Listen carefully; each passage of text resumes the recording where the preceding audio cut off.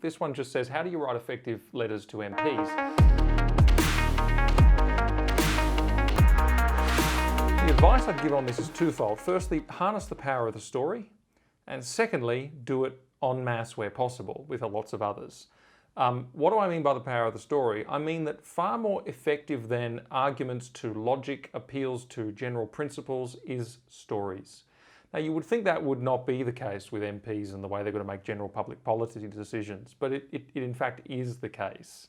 They're far more swayed on the whole by the story. I was at a meeting with a bunch of church leaders or Christian leaders a while ago, and we're having a meeting with some MPs, and they all put their logical positions forward and their argumentations forward.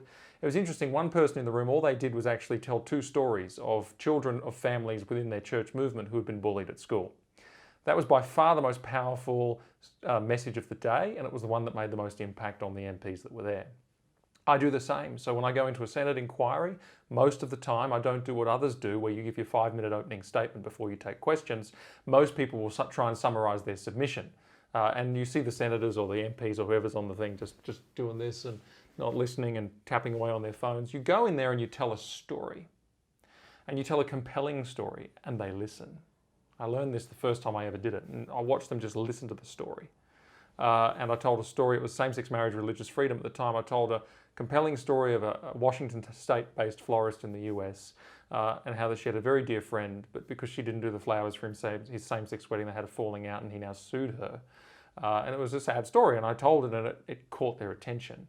And it's the same every interaction you have with an MP. Face-to-face is better, on the phone is better, letter if you need to, but always stories, never forget them. We do forget them too often. The other one is en masse. So whenever there's a mass campaign of lots and lots of people writing in, be a part of it if it's a good cause, because MPs, senators, etc., they may not read all their correspondence. Indeed, they certainly don't. However, if they get a certain number of contacts on an issue, that's different. They will certainly consider it, particularly if it's within a short frame of time. So numbers and stories are the two key things I could give there. Hey guys, make sure you click like to like the video, or hit the subscribe button down here and click on the bell so you don't miss any notifications. And to watch more videos, just click here. Cheers.